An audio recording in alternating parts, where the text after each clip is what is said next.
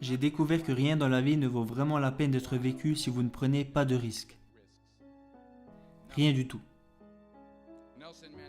Nelson Mandela disait « Il n'y a aucun honneur à vivre une vie en visant petit, à se contenter d'une vie qui est inférieure à celle que vous êtes capable de vivre. » Je suis sûr qu'à travers vos expériences à l'école, lorsque vous avez fait votre demande d'inscription à l'université et choisi votre matière principale et que vous avez décidé de ce que vous vouliez faire de votre vie, des gens vous ont dit « Sois sûr d'avoir quelque chose sur lequel te replier. Sois sûr d'avoir quelque chose sur lequel te replier, chérie. » Je n'ai jamais vraiment compris ce concept. Avoir quelque chose sur lequel se replier. Si je dois tomber, je ne veux pas avoir à me replier sur quoi que ce soit. Hormis ma foi. Je veux tomber de l'avant, parce qu'il n'y a que de cette façon que je verrai ce sur quoi je tombe.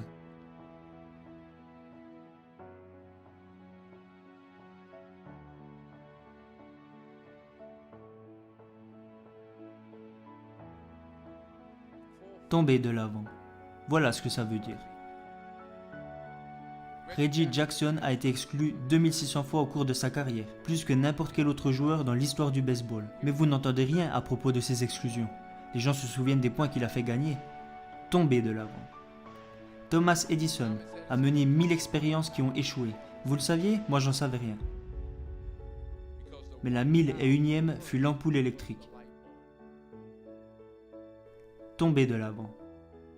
Chaque tentative qui échoue n'est qu'un pas de plus vers le succès. Vous vous devez de prendre des risques. Et je suis sûr que vous avez déjà entendu ça par le passé, mais j'aimerais vous raconter pourquoi ceci est si important.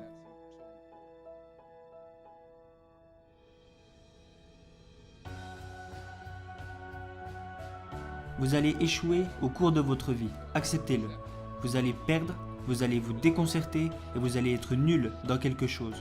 Il n'y a aucun doute là-dessus.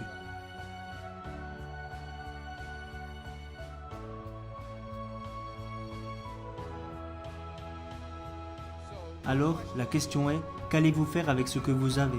Je ne parle pas de combien vous avez. Certains d'entre vous sont des experts en affaires.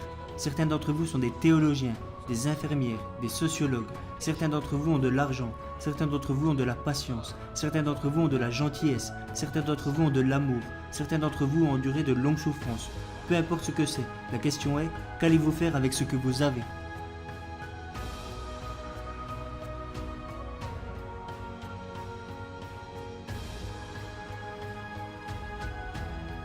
Si vous n'échouez pas, c'est que vous n'essayez pas assez.